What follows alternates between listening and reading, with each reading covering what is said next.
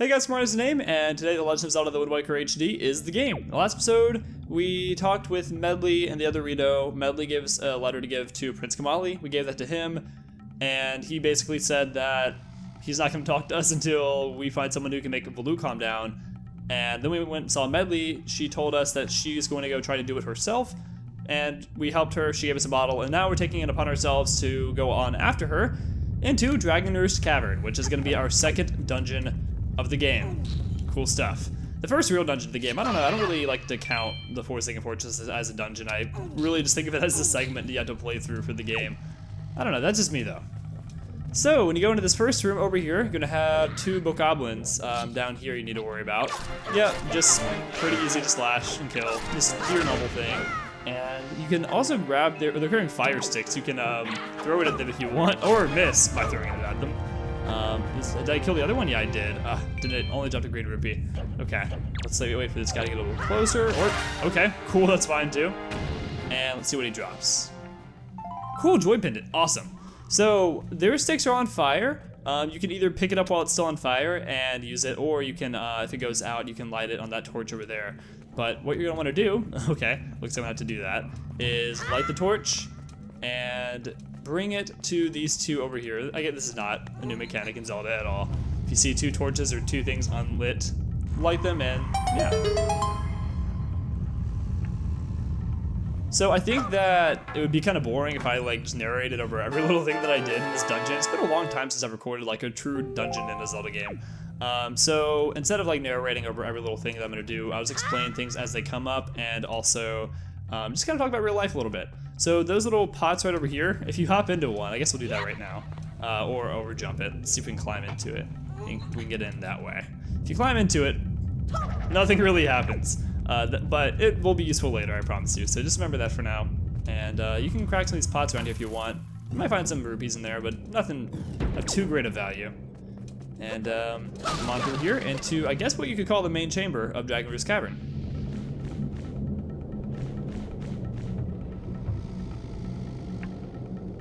So, real life things to talk about. Okay, well, gosh, I don't really know what to talk about. Well, first of all, watch that door, or remember that door over there. We're gonna come back to that later. Because I haven't really talked about real life stuff yet in the series. Like, this is episode 11, and normally I just kind of chat about my life, like while I record videos, you know? But not the case, I guess, recently, or in these videos, because like so much has been happening with the story. You know, there hasn't really been any segments like this to just kind of chat over. We did that quite a bit in Persona whenever I was, I guess, doing the dungeon aspect of the game, but yeah, I don't know. It's really weird. I felt like Let's Play Persona was kind of like a Let's Play reset for me, because the style of like videos is so much different with Persona compared to like this. I mean, commentary-wise, it's totally different. So, because I haven't like, I guess, recorded a more traditional style video before, what I mean by that is just like I guess the kind of games I'm used to recording.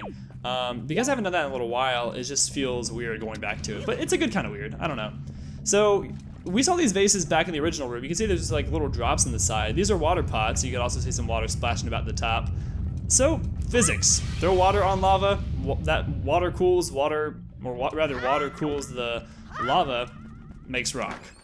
Come on over here for our first exciting chest of the dungeon.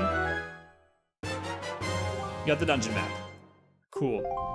Yeah, I wish the dungeon map would show in the bottom right corner, but instead we had to do this. I don't know, not a big fan of that. But yeah, you can see this place is at least a lot bigger than Forsaken Fortress. It's not as, I guess, easily laid out. I mean, it's still a very easy dungeon, but you know, comparatively.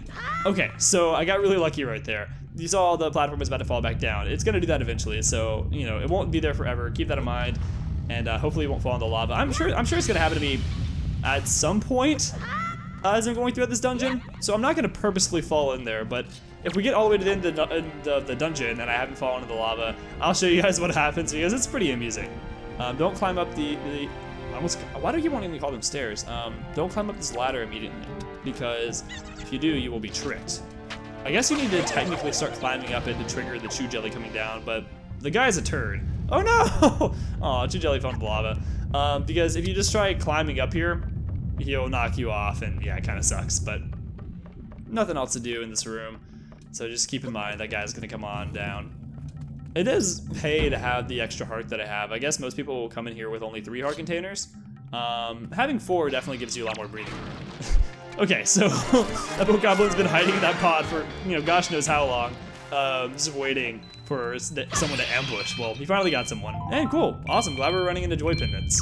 We're gonna get an item later that's gonna make it a lot easier to get joy pendants. So I'm not too worried about them for now, but I guess just grab them if they come on up, So if you tried slashing that wood with your own sword, it would not break. And you could climb up there with this sword, because we also need to do the same thing over there. Or you can throw your sword.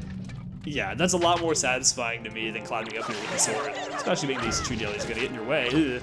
Come on. Wow. I can't believe I was bested by a chew jelly for a quick second. Yeah, and they won't always drop chew jellies, which by the way, I keep calling them chew jellies, but chew jellies, that's the item that they drop. They're called chew-chews. So, sorry, it's kind of it's always been a habit of mine. Anyway, small key. So, you're gonna run into some wooden panels along here that you can break with your own sword. When that happens, you're gonna want to use a bigger sword like this. So, I really find it satisfying though throwing that, because man, like, Link really does have an arm when you think about it. This thing's probably gotta be like a good 20 pounds or so. I don't know what that is in metric, but metric, is that the word I'm trying to use? Yeah, metric, but this is pretty heavy, I'm sure, but Link? Do you see how far he threw it? I mean, just one-handed too. It's pretty cool. I don't know, like, he doesn't look like he has strong arms, but man, he must have some guns on him. So right over here, you're gonna see these bombs in the wall. You can either throw a pot or a rock at them, but that's what you gotta do. And if you look, we've literally come full circle. We've come back to that door that we weren't able to open earlier, but now we have a key. So, cool, I guess. Yeah, there's a lot of seeing something in this dungeon that you can't do and coming back to it later. There's a lot of that. For example, Exhibit B right over there. So, yeah, so I guess, being that I haven't really had the opportunity to talk about real life stuff for quite some time on camera, I guess there is kind of a lot to go over. I find it funny using the reaction command on the chew jellies. I kind of want to do it just to see what happens. Like, do I roll around the chew jelly? I don't know, I'll have to try it out later. Now in here as well, yep, that guy also thinks he's gonna ambush you. You do need to come over here and knock him out though, because he has a certain item that we need. He was, instead of holding a big sword, he's conveniently carrying a wooden stick, a flammable wooden stick. Very convenient because we need to do this.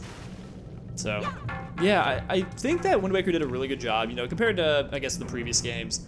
Of really making the world even more interactive when you think about it.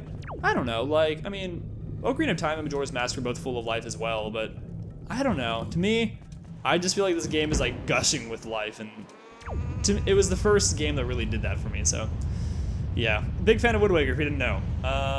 So right over here, this guy, he always catches you at a bad time. I don't know, like, he's standing right there.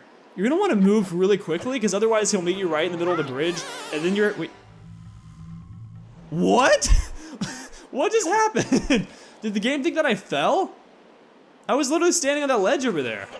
That was wacky. Okay, anyways, what I was trying to say is this guy's gonna, like, try to get you caught in the middle. And if that happens, it's kind of hard to get off the bridge without one of you going down, but I don't want to kill him quite yet. I want to kill him instead up against this wall. This is, oh, no, this is why. Okay. Oh, okay. So my practice run, he dropped a joy pendant and it fell off the ledge, and I was just screaming, no! And I didn't want that to happen again. So I recommend doing that with these enemies. If you think they're gonna drop something you want, kind of do damage control, or don't think damage control is the right word for it, but kind of try to have influence over where you end up slashing them. Yeah, this totally makes sense. Wooden, why do I want to call these stairs? Wooden ladder.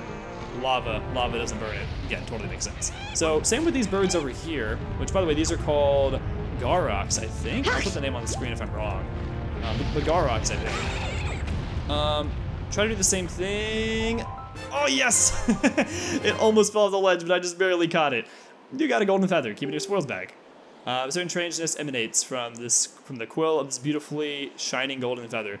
Winged girls are said to be infatuated with these treasures. Okay, well, remember that. By winged girls, I guess the game means the Rito.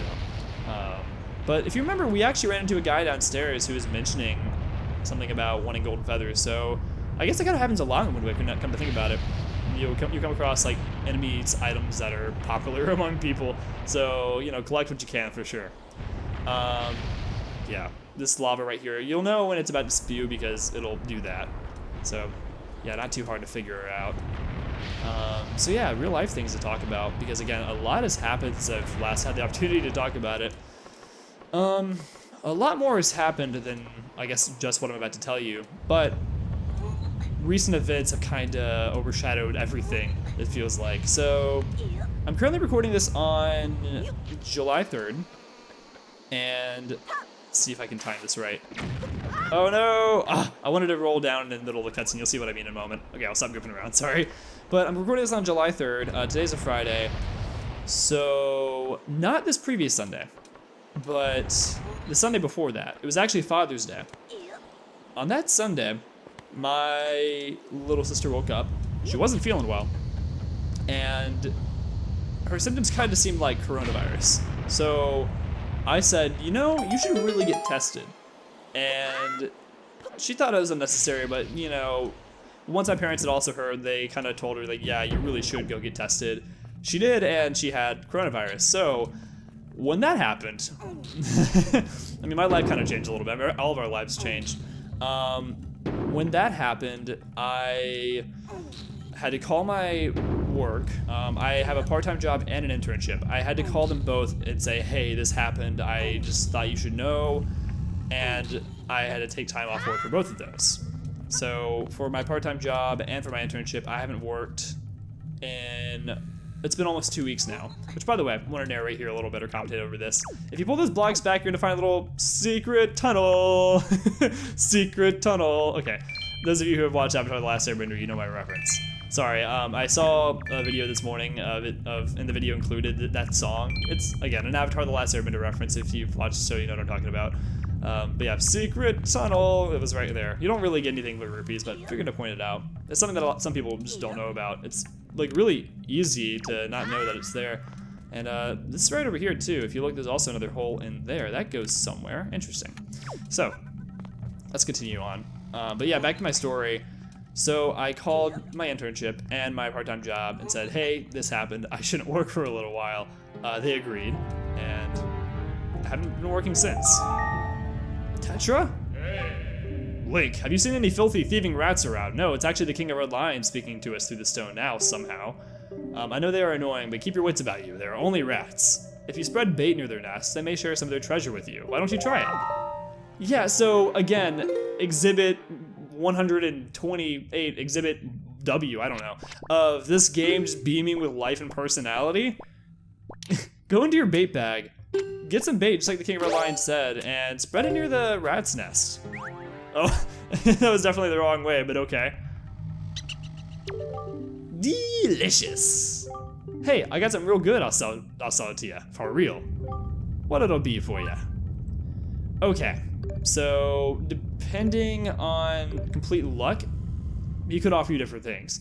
He could either offer you these two options, more bait, which you can buy from him. It's weird. You literally feed him food, and then you pay him to sell you more food. It's a weird relationship. Or you can buy a Hoi pair. Or he might also be selling his other two options are a red potion and a blue potion.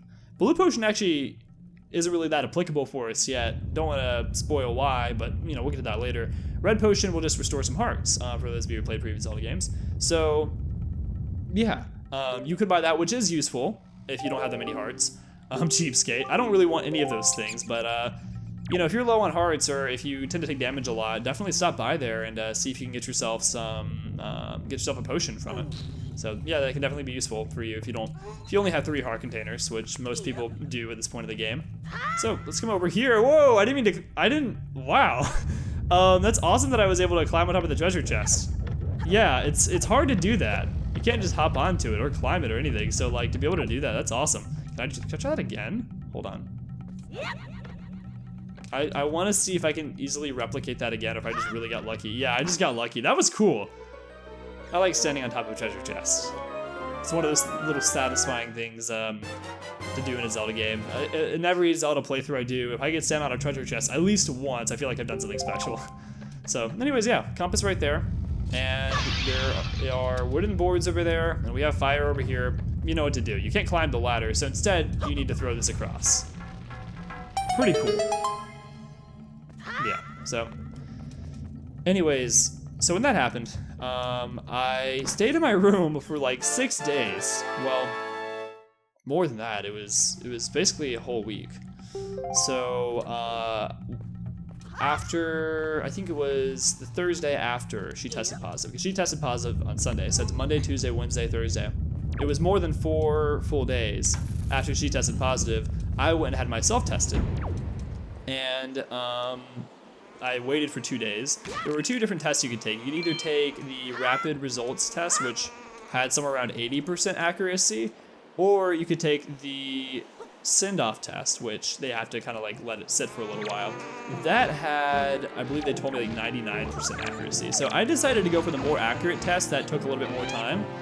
Okay, which by the way, I recommend trying to, no, oh wait, that might actually work.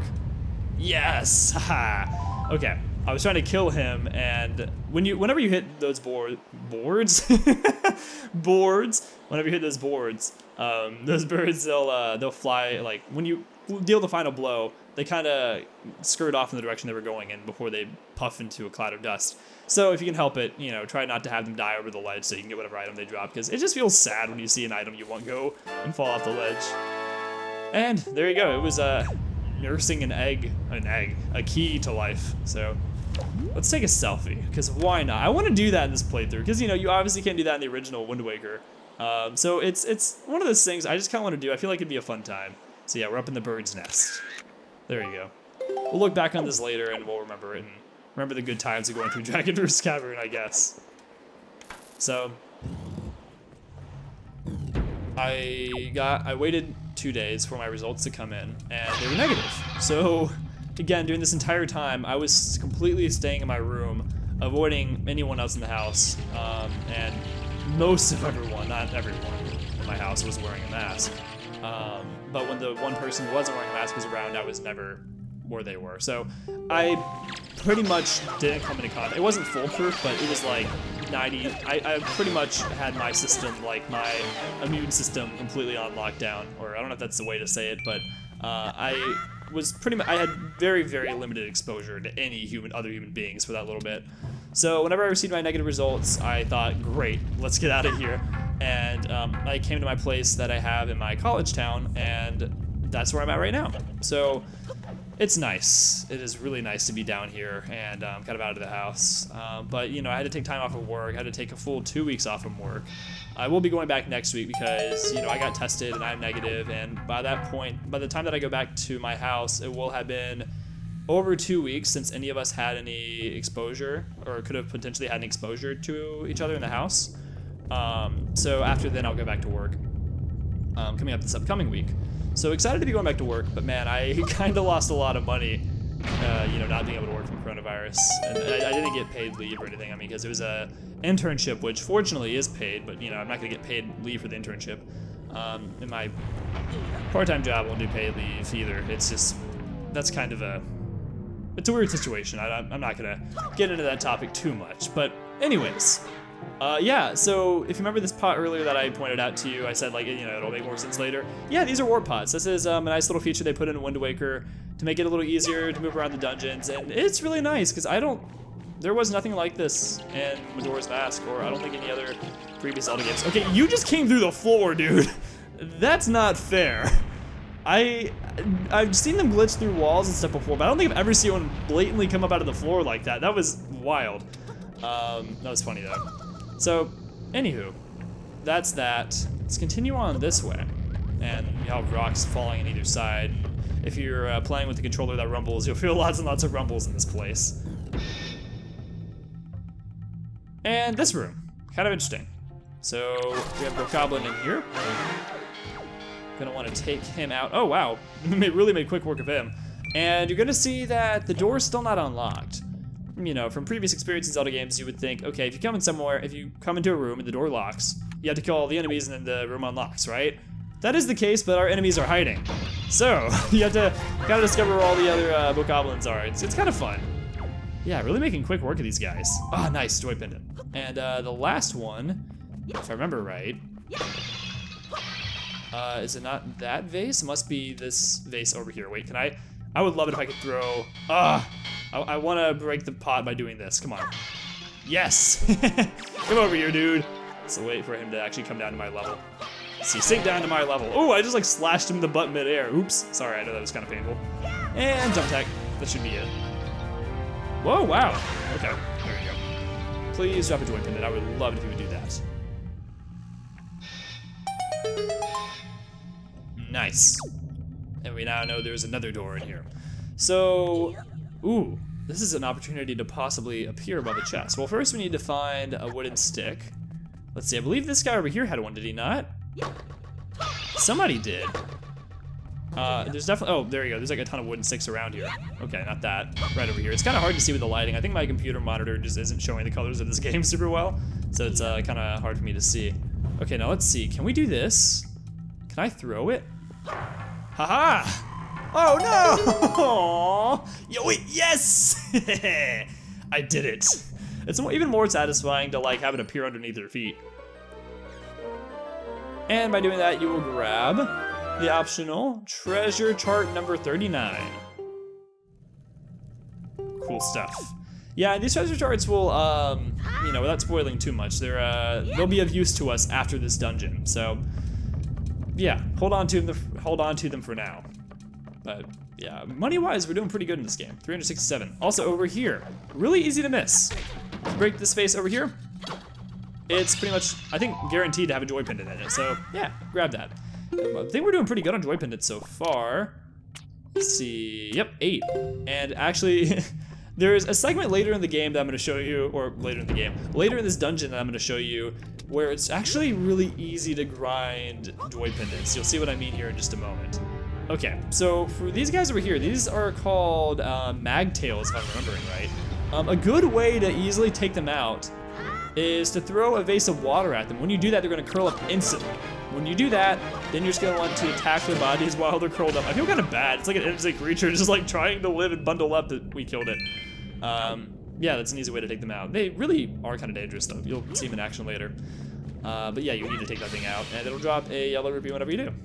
Which, by the way, if you ever are in a room and you run out of water vases, just leave the room and come back. They'll reappear, so that's totally fine. So right over here, kind of self-explanatory. You're gonna want to make yourself a little platform, and then the lava will shoot you on up. So looking forward-ish to going back to work, my internship. I don't know. It's been really interesting this past week because, you know, I've been down here not going to work. Really, my days have just been spent working on YouTube and just relaxing, and also I've been getting other stuff done too. Things I had to get around. I was having problems with my air conditioning, so I fixed that. And there's also other like little home improvements I was wanting to do with this place that I finally got around to doing since I've had some free time right now. So I've been busy for sure. I mean, I definitely haven't just been lying around, but it's been a lot slower a pace of life recently, which has been nice. So we now found our third wart pot, and that's gonna kind of be the trend in upcoming dungeons. Is each one will have 3 different wart pots, and they're kind of roughly, not always, but kind of roughly placed beginning, middle, and end. So you can easily get around to different parts of the dungeon without having to backtrack too much. It is really nice. So just wanted to show that off really quick, and we are now in this room.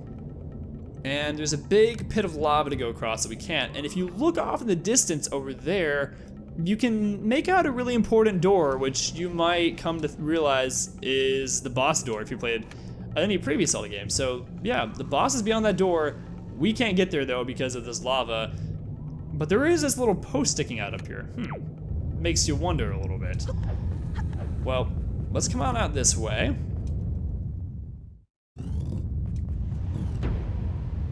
And it's nice to be outside, by the way. It feels like a breath of fresh air when you finally get out of here. Oh, there's a Valoo up there just being angry and causing a mess. So, you'll see these stairs over here. I want to get you guys a good camera angle for this. At some point, the stairs start disappearing behind you. So, don't slow down. Just keep going full speed and you'll be fine. But yeah, crazy stuff. Yeah. So, Once you get up here, if you look at forward, you're gonna see two bokoblins guarding Medley. It looks like she was caught. And there's the Great Falu up there. Very angry. So, I think this is a good stopping point. Next time, let's play The Legend of Zelda: The Wind Waker HD. We're gonna go and hopefully save Medley, because obviously she's in a pickle. Thank you to my patrons, William, Nintendo Black Crisis, Joseph from Jobo Show, Drew Haddad, Trilight, and Grand Spectre. I've been Camerani, thank you for watching, and I'll see you guys back here next time. Goodbye, guys.